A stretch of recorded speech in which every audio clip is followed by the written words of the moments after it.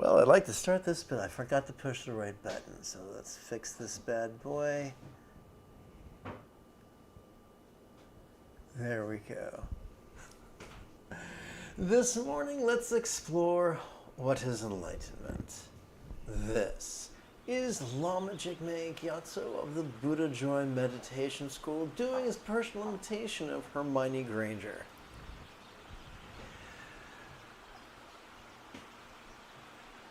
Welcome to the Buddha Joy Meditation School. This is the Buddha you were looking for. Oopsie, this is the Lama you were looking for. All right.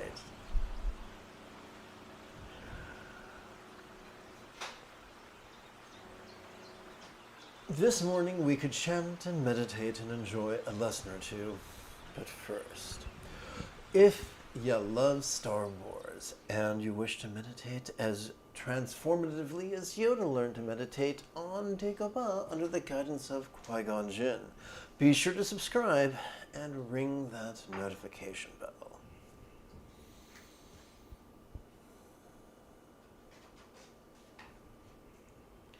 Once again this morning we could explore what is enlightenment, that you too could meditate like a Jedi.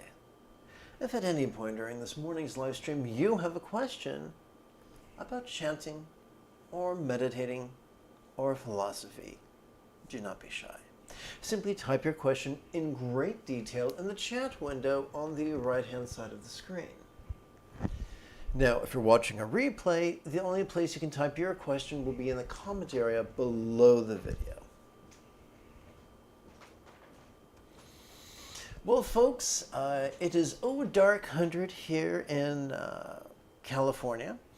And if you are feeling as drowsy as me, you may enjoy knocking out 2 or 3 repetitions of geriatric step back squat thrusts before an image of the Buddha.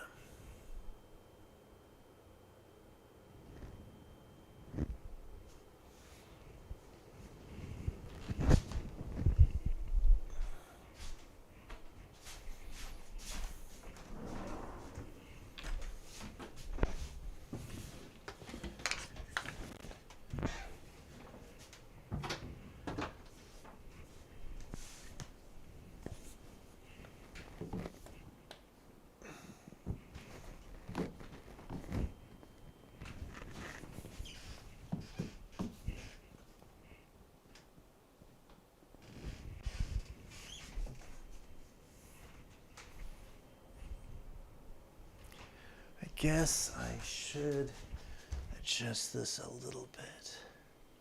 Okay.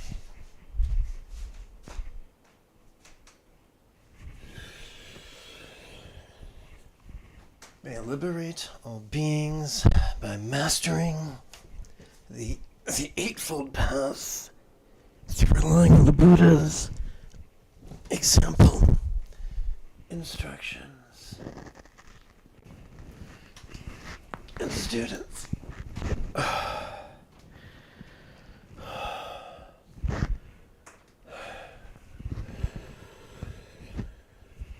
May I liberate all beings by mastering the Eightfold Path through relying on the Buddha's example, instructions, and students.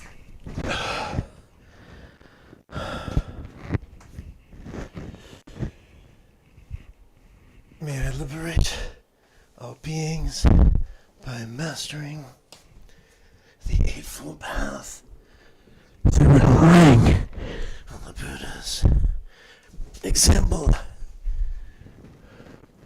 instructions, and students.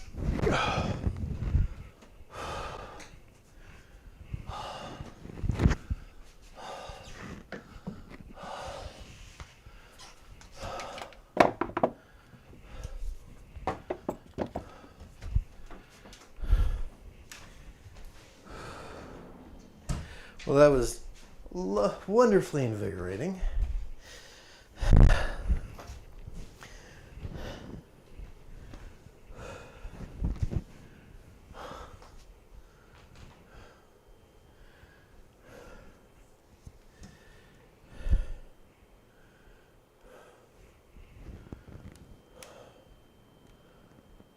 we go. Let's tap button 5. Let's make sure this punam is in frame. And tap word.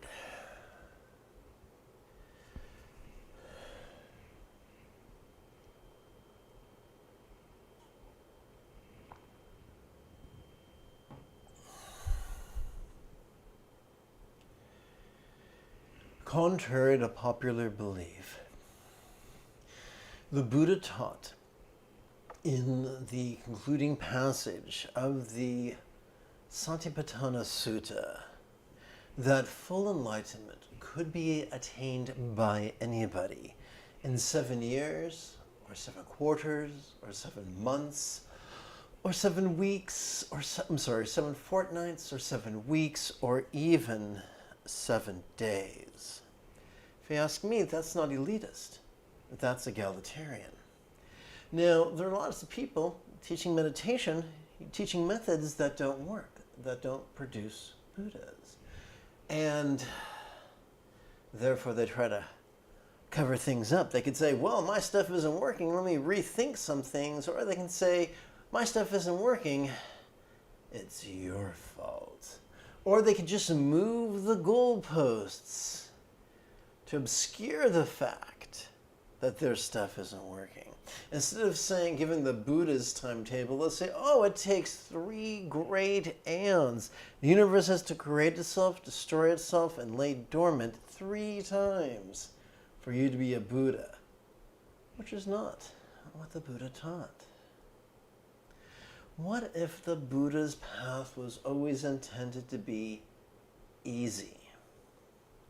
What if it was as simple as practicing the Eightfold Path to the point of mastering the Eightfold Path, to the point of practicing it spontaneously, habitually, easily, and effectively?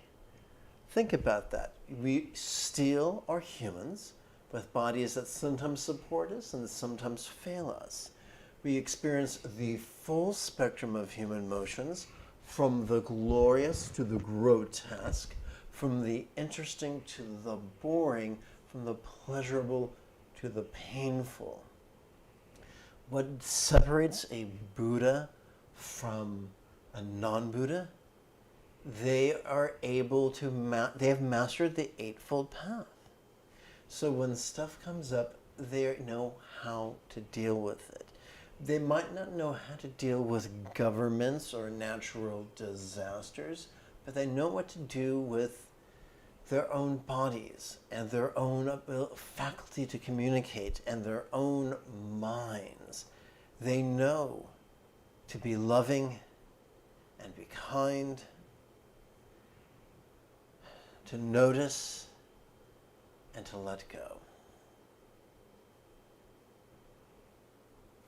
That is why in the final passages of the sadhana, when we are wishing all beings well, taking whatever positive energy we've generated and sharing it with others, we chant, may all beings, like the Buddha, master the Eightfold Path, as well as liberate all others. And so we see baked into the cake egalitarianism. I do this not to be awesome and worthy of praise. I do this to better help you. Before we turn to this morning's guided meditation, let's take about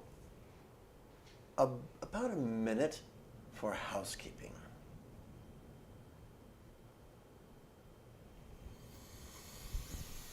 Every 12 hours, I broadcast a live meditation class without any ads. This channel, supported by the generosity of viewers just like you.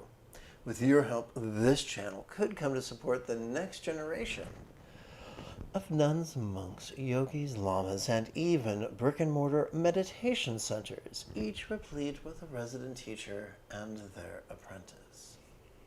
If this speaks to you,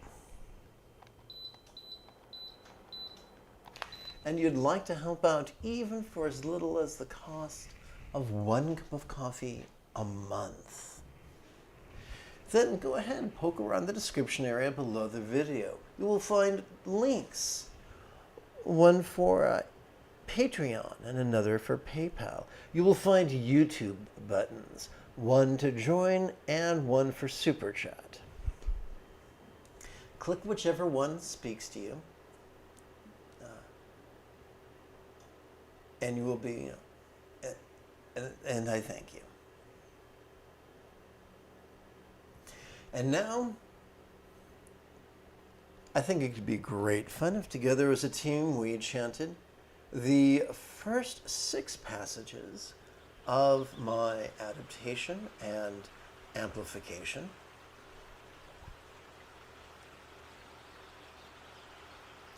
of the Padmakara group's translation of the last meditation manual dictated by Dzampa Rinpoche, a great Tibetan yogi who lived during the late 1800s. Sadly, I must do a quick edit. I do apologize.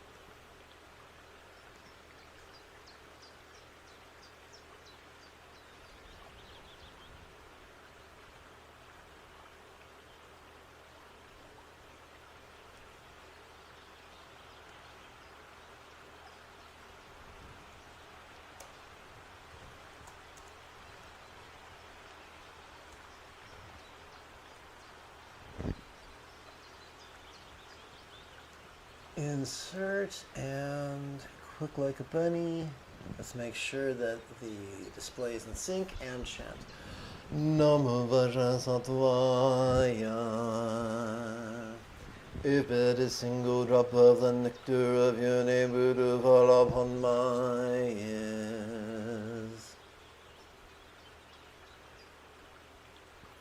they would be filled with the sound of Dharma for countless lives. Wondrous 3 jewels, may the brilliance of your renown bring perfect happiness everywhere.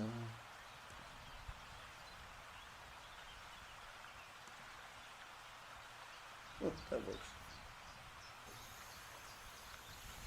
Like some persimmons in the autumn, which the wind sighs still and ripe look ripe outside, I myself am just the semblance of a Dharma practitioner, and since my mind and the Dharma have not mixed, my Dharma teaching will not be up to much. But since you worthy friend entreat me insistently, I cannot refuse, I will speak out frankly. Unusual though it is in this decadent age, I offer you these words without treachery, so listen well. The true Rishi, the Munindra god of gods, attained their true level through the true path, and truly show this true and excellent path to others. Is that not why he is known as the true Rishi?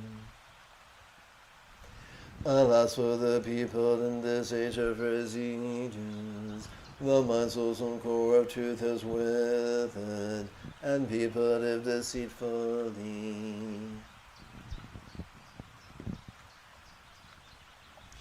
So their thoughts are all the speech is twisted. They cunningly mislead others who can trust them. Alas, so discouraging to see the pangs of this degenerate age. Alas, can anyone trust what anyone says? It is like living in a land of vicious man-eating demons. Think about it and do yourself a big favor.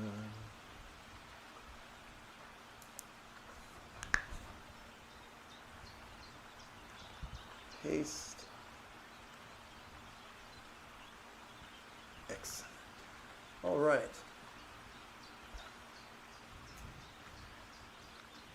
And now let's turn, I'm going to tap the button now, and we can turn to this morning's primary practice text,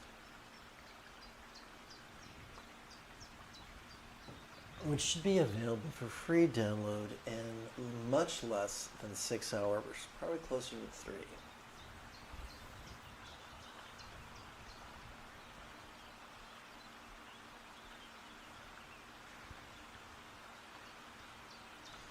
Let's begin with meditation's motivation.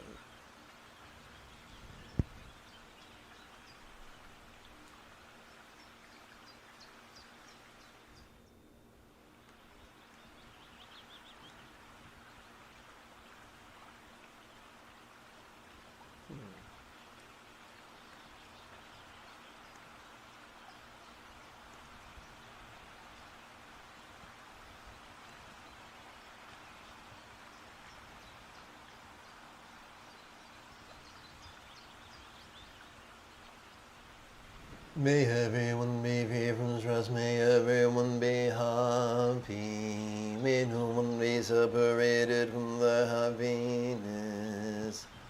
May everyone have balance from the tyranny of hating, craving, and clinging freed.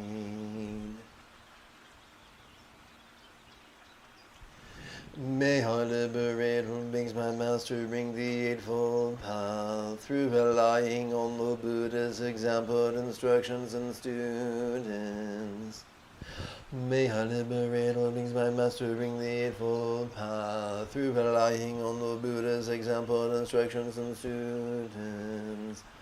May I liberate all beings by mastering the Eightfold Path through relying on the Buddha's example, instructions, and students. Welcome to One Stop Shopping, where every aspect of the Eightfold Path is touched upon in a single practice text, or sadhana, if you're nasty. We're going to play with a total of 8 mantra contemplations this morning. The first 4 pertain to love and are formatted as intentions. But first, through the cause and effect of my practice of love and letting go, may each sentient being of each world now practice with me in unison. I invoke the Benza time and like strength of Vasattva mind well trained in love and letting go, supplicating with whom may love and letting go be mastered by all. As we chant the mantra, it could feel as if diamond rays are emitting from a thumbnail size horizontal, successable mantra rosary at our heart. Lavishing all man's communication, bodies, and circumstances with wisdom, love, health, and good fortune centered and spontaneous. And now we come to our to the 4 mantra contemplations whose common denominator is love. Our job is not, these are not affirmations. We do not try to actively visualize. We do not try to believe. We simply, silently and mentally play with these words, allowing them to gently guide our intention, our volition, our will.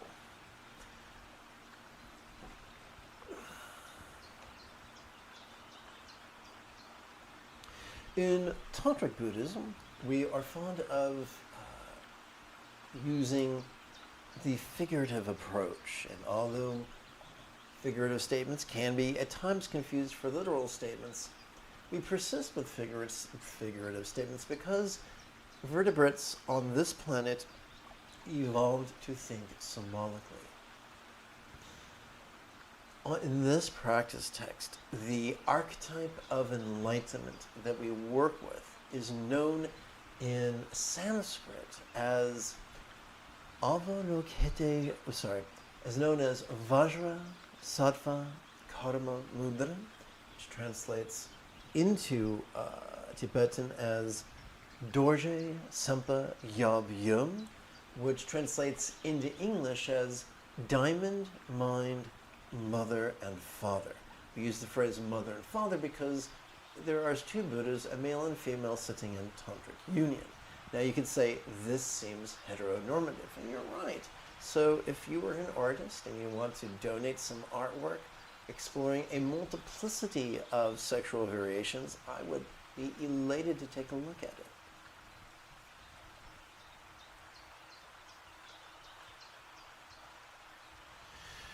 So we are wishing that all minds be as wise as a Buddha's mind, which is often symbolized as a one-syllable invocation.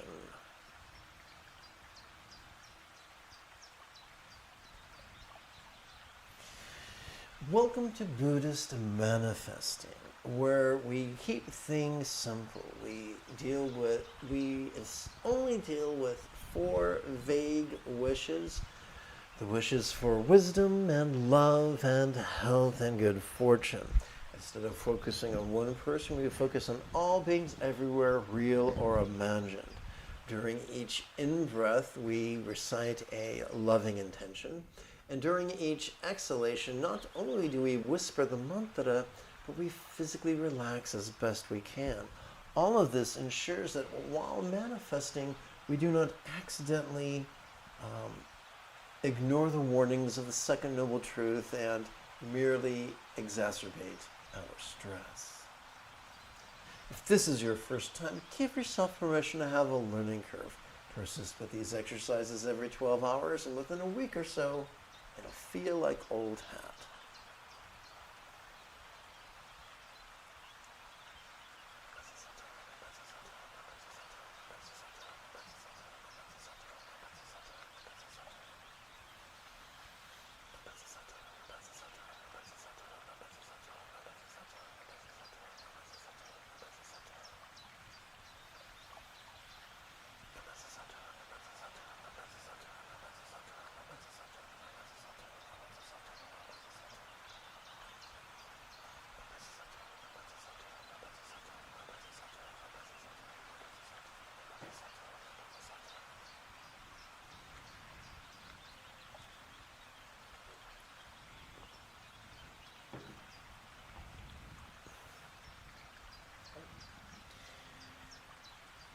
Let us lovingly wish that all communication and its interpersonal consequences of all beings be as loving as the enlightened speech of the archetype.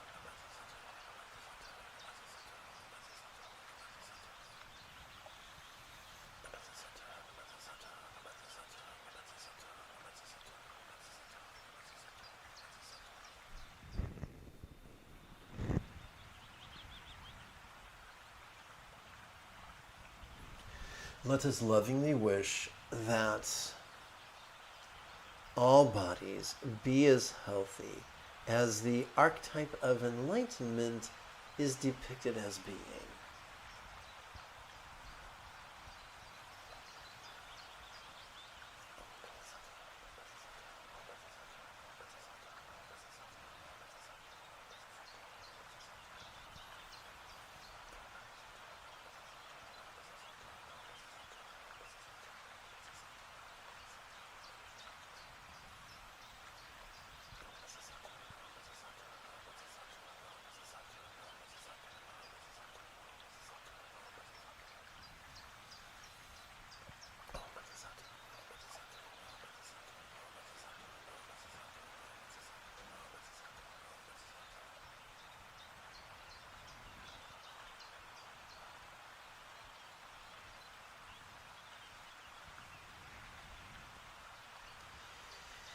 Let us lovingly wish that all circumstances of all beings be as fortunate and safe as is depicted as the let's try this again.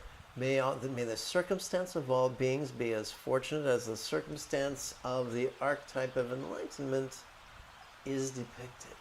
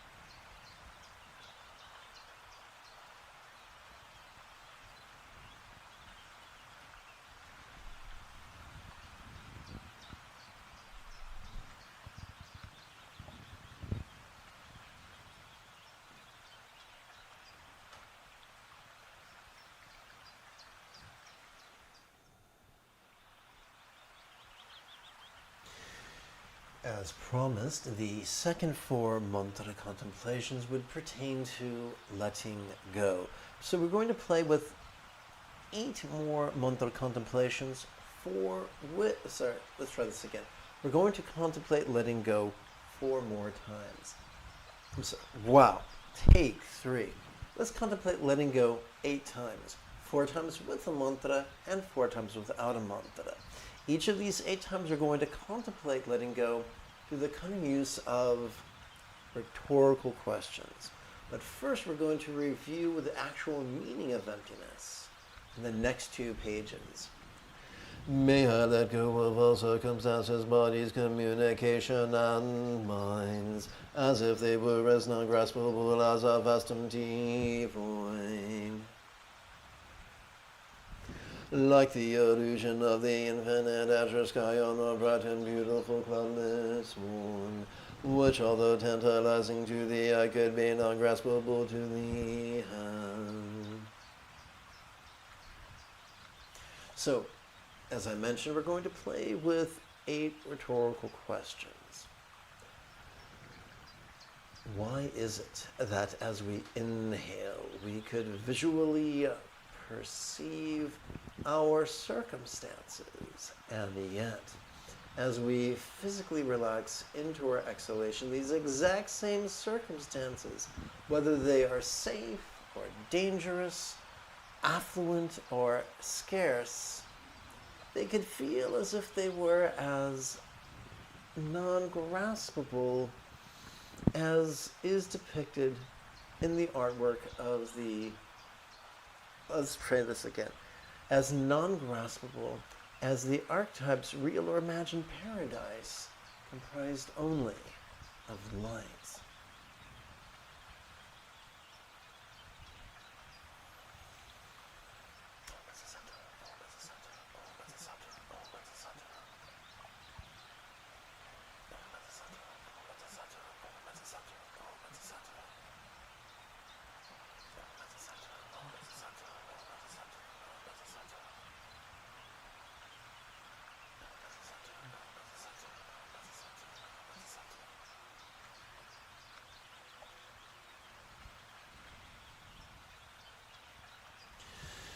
Why is it that when we inhale, we can sensually perceive our bodies rather easily, and yet, as we physically relax into our exhalation, one moment, 1, 2, there we go.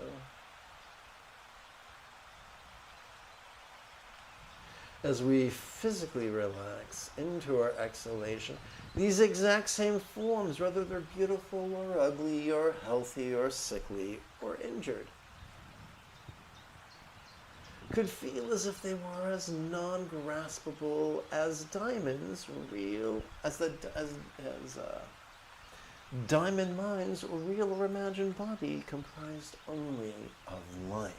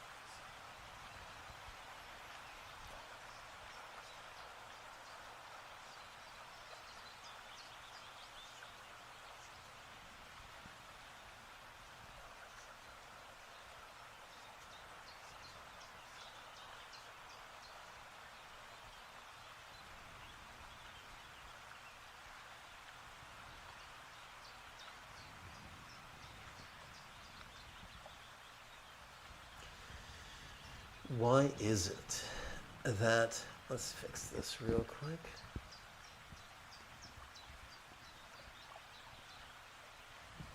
Why is it that as we inhale, we could auditorily observe our communication and its interpersonal consequences, and yet, as we physically relax into our exhalation, this exact same communication and its interpersonal consequences, whether it is kind or cruel, whether it is skillful or sloppy, could feel as if it was as non-graspable as Diamond Mind's speech, comprised only of light.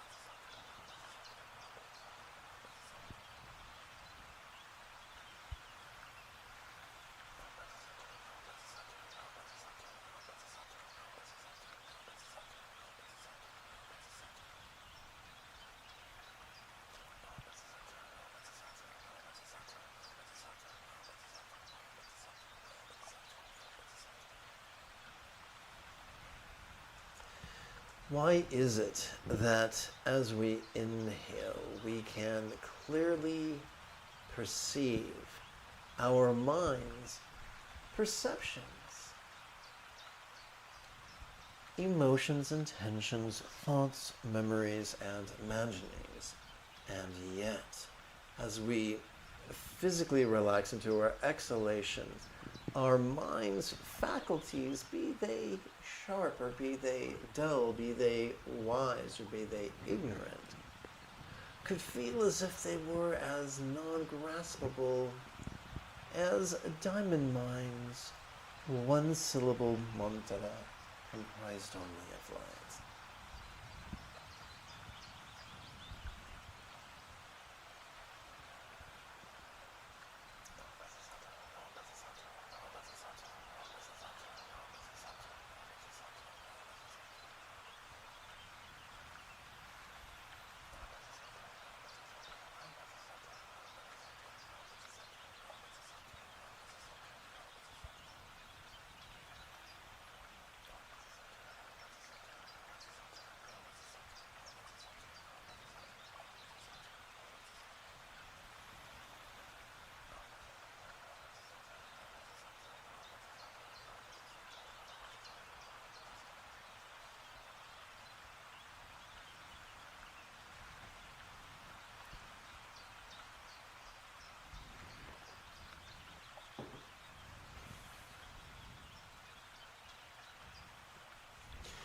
Having completed this morning's mantra contemplations, we now prepare to contemplate letting go silently, or without mantras.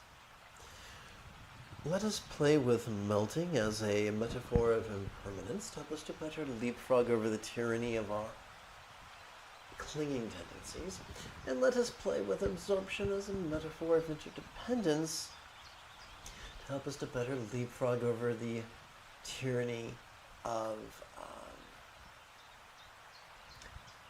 competition. For the two pillars of confusion are most certainly clinging and competition. Let's chant. How could all places blissfully melt into rainbow light that absorbs into this body?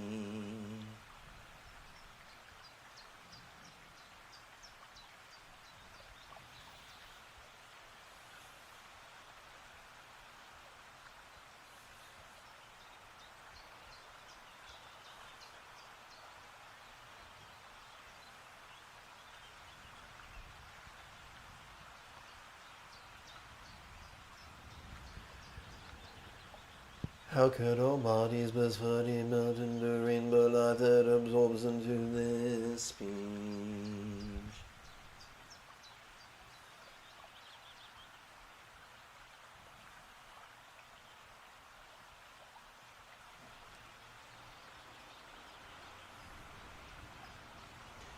How could all speech blissfully melt into rainbow light that absorbs into this mind?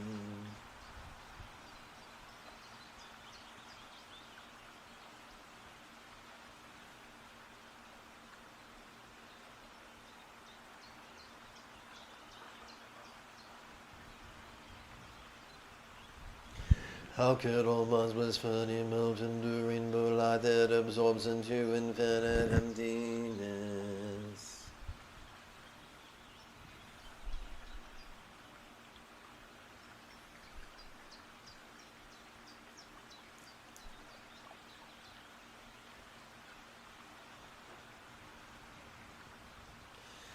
Let us relax into the non-graspable nature of bliss, and as such train in the first through four meditative jhanas. We can demystify mindfulness during the inhalation by silently and mentally reciting feeling this. We could demystify meditation during the exhalation by silently and mentally reciting relaxing. But why would we do that? Every inhalation accesses,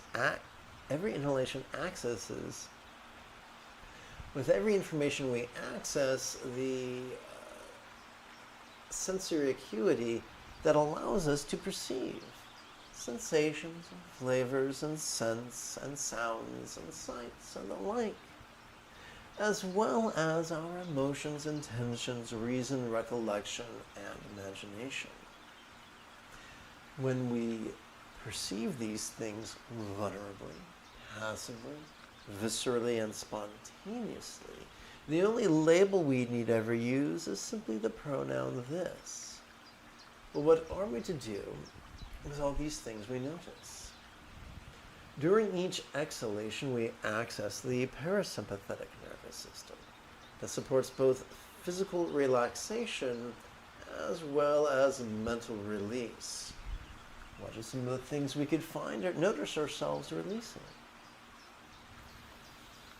We could find ourselves releasing our habitual resistance to the presence of things we hate. We could find ourselves releasing our habitual resistance to the absence of things we crave. We could find ourselves releasing our habitual resistance to the loss of that to which we cling. Letting go does not mean these impulses cease to exist. It just means they cease to control our choices and our utterances and our deeds. It's approximately 40 minutes after the hour. Let's meditate.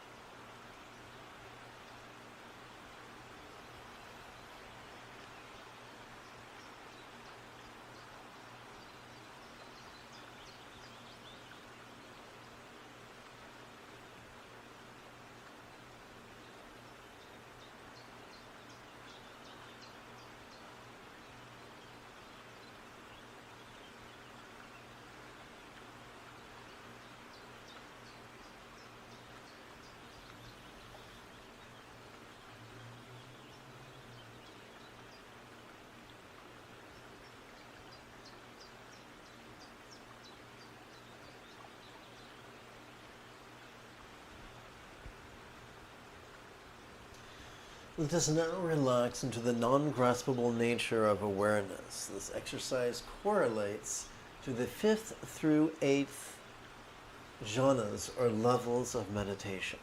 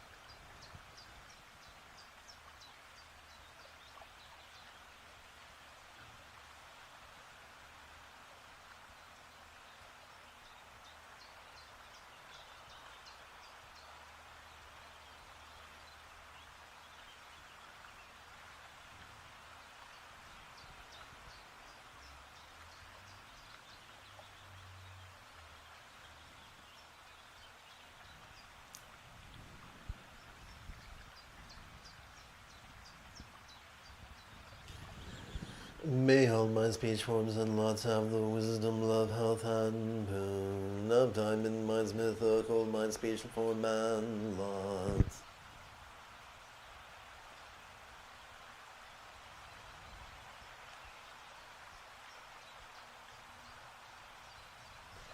This is a trifle redundant, so I think I'm going to do an edit.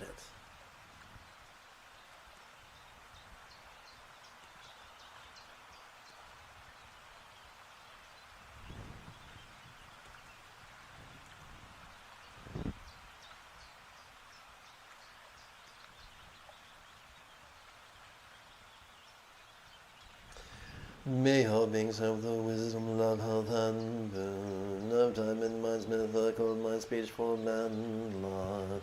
Yes, far less redundant.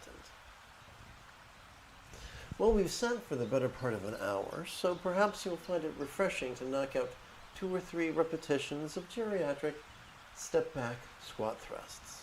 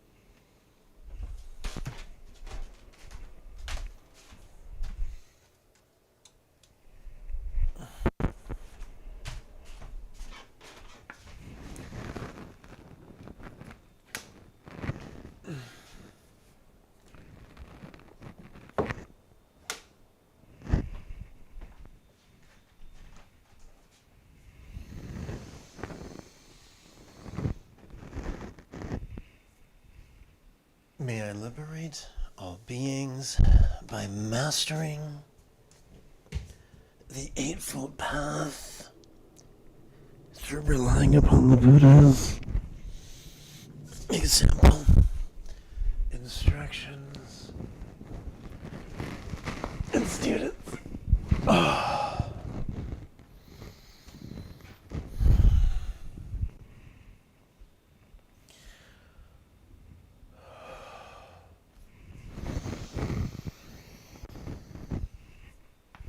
May I liberate all beings by mastering the Eightfold Path through relying on the Buddha's example, instructions, and students.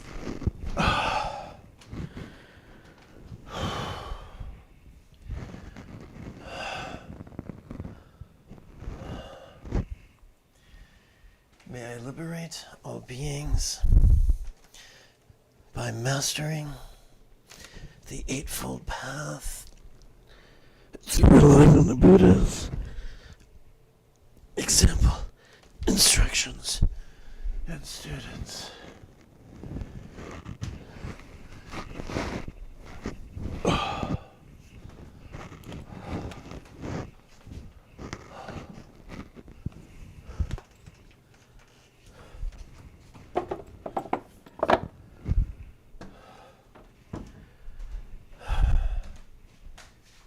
Well, that was invigorating.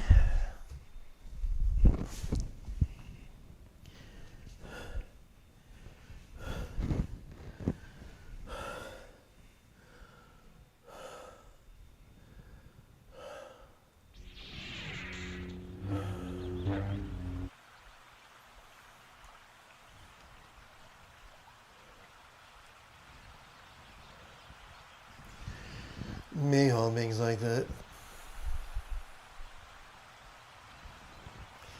May all beings like diamond, my master being flexible, loving, laid back, egalitarian, cooperative, and kind. May all beings practice have kind communication, conduct, and calmness, spontaneous and uncontrived. May all beings like Diamond Mind master the Eightfold Path as well as liberate all others. May each being take auspicious rebirth, master the Buddha's path, and then help all others do likewise. At this very moment, for the peoples and the nations of the earth, may not even the names disease, famine, war, or suffering be heard. Rather may their kind conduct merit wealth and prosperity increase.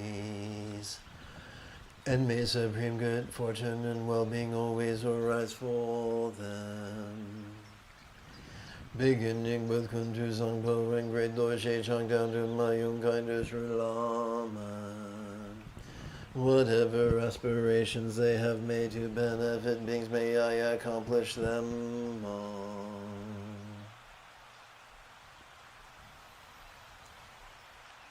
If you feel I have heard it, please give this life.